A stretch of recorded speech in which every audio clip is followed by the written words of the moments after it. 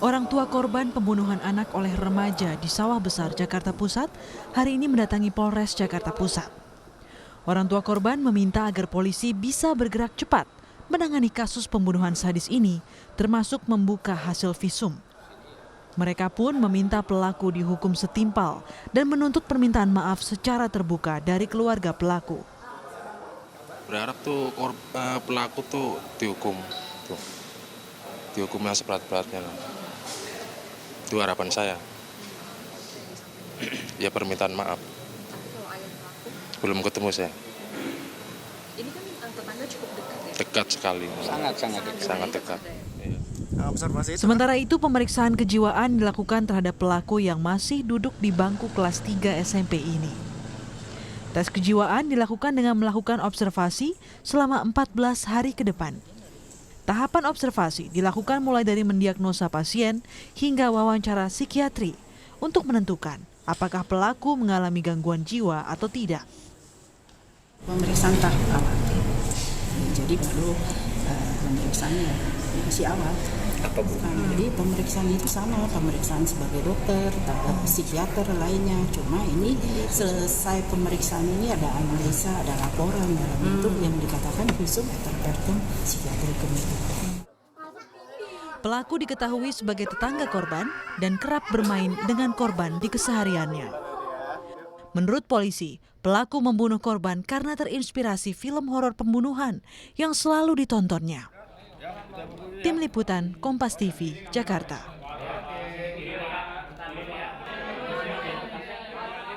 Saudara, sejauh mana pengawasan dan kontrol atas konten negatif yang diakui menginspirasi remaja atau anak-anak hingga tega membunuh? Karakter dan ciri apa pada pertumbuhan anak dan remaja yang wajib mendapat perhatian terutama dari orang tua dan keluarga agar kasus ini tidak terulang? Kita ulas lebih lengkap bersama Menteri Komunikasi dan Informatika Johnny Gerald Plate. Kemudian ada Tara De Tuars, psikolog dari Universitas Indonesia, dan juga Retno Listiarti, komisioner KPAI, komisioner Perlindungan Anak Indonesia. Selamat malam Pak Menteri, kembali lagi.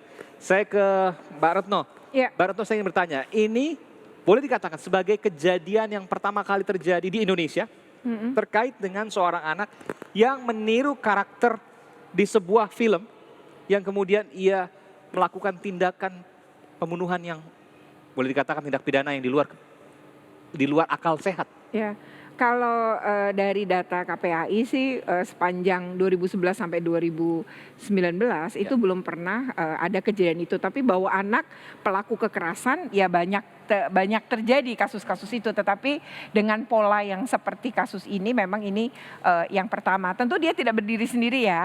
Artinya ada faktor penyebab lain bukan hanya film itu pasti. Film ini kan sesuatu yang menjadi pemicu. Tetapi bahwa dia punya masalah secara psikologi yang kemudian film ini menjadi sarana pemicu. Ada dia juga sempat kemudian tindakan berbincang itu. dengannya? Oh, belum bisa bertemu kan ya, Belum bisa ketika bertemu. dia menyerahkan diri di hari Sabtu, kemudian kan BAP ya, menjalankan BAP hari Minggu juga, dan hari ini dibawa ke rumah sakit kepolisian Kramat Jati untuk asesmen psikologi, dan itu penting ya, asesmen psikologi ini memang harus dilakukan. Kita kan tidak bisa menyimpulkan apapun, mengejas anak ini apapun sebelum asesmen itu dilakukan. Iya, kita tentu tidak berfokus pada anaknya, tapi kita berfokus pada edukasi karena ini hal yang sensitif terkait dengan anak. Meskipun juga perlu kita sampaikan karena bentuk dari edukasi kepada keluarga dan juga orang tua agar bisa menjadi sebuah hikmah untuk kemudian tidak pernah terjadi lagi di Indonesia khususnya. Saya juga melihat bahwa apa yang kemudian disampaikan dari hasil penyelidikan sementara, saya ingin ke psikolog Mbak Tara, bahwa yang bersangkutan tersangka merasa tidak bersalah pada saat pemeriksaan. Tentu ini perlu pemeriksaan lebih lanjut, tapi ini adalah hasil pemeriksaan sementara. Apa yang bisa Anda simpulkan di sini bahwa ada seorang anak belasan tahun remaja yang kemudian membunuh di luar akal sehat ya, anak balita ya, lalu kemudian menyimpannya sempat beberapa waktu di dalam lemari, lalu kemudian ia datang ke polisi untuk kemudian memberitahukan karena dia merasa dalam tulisannya tidak ada yang bisa menemukan, semuanya sudah saya lakukan, kurang lebih seperti itu. Dan polisi pun tidak bisa menemukan, baru kemudian dia dengan sendirinya dia melaporkan, menyampaikan itu ke polisi. Dan ketika kemudian dia diantarkan oleh polisi disebutnya Pak Polisi baik. Apa yang bisa Anda sampaikan di sini? Iya, kalau saya melihatnya ini sebetulnya hal yang paling penting adalah bahwa yang penting untuk dididik di anak itu bukan hanya IQ, tetapi juga EQ. Ya, jadi kecerdasan emosional. Kecerdasan emosional sangat penting karena ini mengajarkan anak bagaimana bisa berempati, berbelas kasih pada orang lain, tahu kalau orang lain sedang menghadapi kesulitan, sehingga ini akan menjadi rem anak ini untuk bisa melakukan tindakan yang di luar akal sehat. Bagaimana kemudian antara pro kontra? Anda katakan tadi bahwa EQ-nya harus dilatih. Ya. Kesabaran dan lain sebagainya terkait dengan emotional quotient ya. Ya. Ada beberapa mungkin nanti bisa sampaikan contohnya. Tapi bahwa paparan di tengah arus globalisasi, nggak ada yang bisa. Pak Menkominfo telah memblokir jutaan situs, tapi ada saja cara untuk menembusnya. Ya, karena sebetulnya intinya kalau menurut saya bukan filmnya atau bukan apa ya namanya, bukan tontonannya, tetapi kan pada saat kita nonton kan kita mengolah, anak ini kan mengolah. Nah, proses olahan di dalam otak ini yang nantinya jadi sangat penting. Ada dua hal, bagaimana dia menilai informasi yang dia lihat dan juga bagaimana proses emosional yang terjadi di dalamnya. Contoh misalnya, ketika kita menonton film yang serem, yang sadis gitu ya, harusnya emosinya bilang bahwa ih ini sangat menakutkan ya, ini serem, aduh kasihan korbannya. Kemudian dari segi penilaian harusnya kita bisa melihat bahwa ini sesuatu yang nggak mungkin dilakukan nih di dunia nyata nih. Ini hanya ada di film, ini nggak bisa terjadi. Nah, kedua hal ini bisa diolah dengan baik atau tidak oleh si anak atau oleh yang menonton. Dan orang tua harus tahu itu. Dan orang tua harus tahu. Jadi tidak hanya sebetulnya sekedar membatasi, tetapi perlu mengajarkan pada anak norma-normanya itu seperti apa, mana yang boleh, mana yang tidak boleh, empati itu seperti apa gitu. Kalau kejadiannya, katakanlah ada seorang anak yang justru menikmati film-film seperti itu, horor dengan sadis dan sebagainya. Tidak merasakan bahwa ini seharusnya tidak boleh terjadi, tidak boleh dilakukan. Apa yang harus dilakukan orang tua? Ya, justru sebenarnya gini, ada beberapa kondisi ketika secara biologis anak itu punya masalah dari sisi pemrosesan emosinya. Jadi artinya memang dia tidak bisa merasa, dia tidak punya empati. Tetapi bukan berarti ini didiamkan saja, tetap bisa diajarkan. Jadi meskipun dia tidak merasa, tetapi tetap ada patokannya di mana orang tua misalnya nih, kalau teman kamu jatuh, menangis, itu tandanya sedih. Berarti kamu harus menolongnya. Gitu. Ini kan sesuatu yang diajari. Karena kalau tidak diajari anak, ya saya nggak merasa dia nangis, ya udah biarin aja. Karena memang dari segi biologis dari memang kecil dia harus diajari seperti itu. Iya. Tapi kalau saatnya sudah besar, kemudian dia menikmati film sadis, film horor, yang kemudian katakanlah kemudian ini visual-visual gambar-gambar yang kemudian dilakukan. Kemudian apa yang harus dilakukan? Nanti kan kita balik, bicara sudah besar misalnya, sudah remaja. Nanti kan balik ke judgement orang ini. Dia punya nggak sisi norma, sisi penilaiannya? Kalau menurut dia menikmati dan dia ingin melakukan lagi, nah ini akhirnya jadi masalah. Berarti ada satu masalah psikologis yang tidak selesai, sehingga harus konsultasi ke ahli. Ya harus dikonsultasikan dan dicek. Sebelum saya ke Pak Menkominfo, saya ingin tanya Mbak Retno, tadi disampaikan oleh psikolog bahwa nggak penting sebenarnya kontennya, karena konten bisa datang dari manapun. Tapi yang penting adalah perisai dari diri si anak yang dimonitor, yang dijaga oleh orang tuanya atau keluarganya. Ya, saya setuju itu. Tetapi kan anak ini memang tidak berasal dalam kondisi tidak keluarganya tidak utuh ya.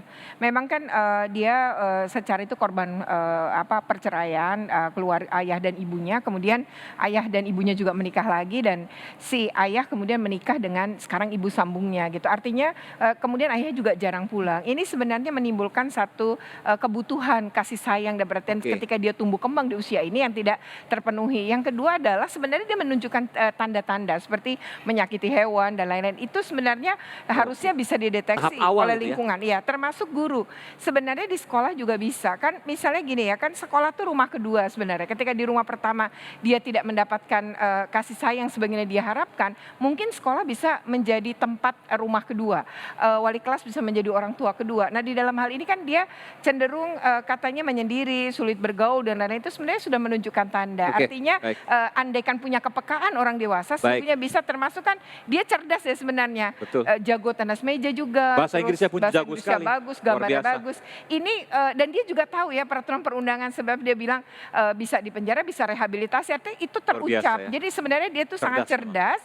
Hanya tadi ya memang harusnya ini bisa menjadi penyeimbang dia. Jadi apa yang potensi dia itu seandainya dikembangkan itu bisa menjadi pengalihan. Ini ada ketidakpahaman pekan dari mengobatinya. orang yang dewasa, di Dewasa di sekelilingnya. sekitar anak. Betul. Baik, bukan hanya orang tua, karena mungkin orang tua mungkin katakanlah dia Abai bisa misalnya abai, ya. ada juga tetangga, ada juga paman, bibi dan lain sebagainya. Atau guru ya. Meskipun ada, saya ingin ke Kemenkominfo sebelum Kemenkominfo, saya bertanya, bahwa paparan sekarang luar biasa.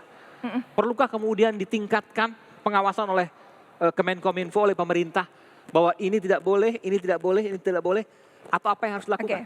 Kalau menurut saya sesungguhnya kalau pakai Undang-Undang Perlindungan Anak pun tanggung jawab itu kan tidak hanya di negara. Negara sebenarnya tadi seperti tadi sudah dipaparkan sudah melakukan banyak hal. Namun anak itu kan tetap orang tuanya harus melakukan pendampingan, mengedukasi dan lain-lain. Dan di mana kehadiran orang tua itu? Ini menurut saya orang tua juga punya tanggung jawab justru lebih besar. Di mana dia waktu anak di rumah kan lebih banyak. Artinya ketika negara sudah melakukan upaya, sebenarnya di sini juga harusnya melakukan upaya untuk perlindungan dan mengedukasi anak-anak. Adakah kemudian arah kebijakan yang baru terkait dengan apa yang kemudian kita saksikan, bukan hanya peristiwa hari ini Pak Menkominfo, tapi juga ada beberapa peristiwa lain kalau kita mau kumpulkan terkait juga dengan pengawasan konten-konten oleh Kemenkominfo. Kami akan kembali lagi saudara, tetap bersama kami di Sapa Indonesia Malam langsung dengan Kemenkominfo.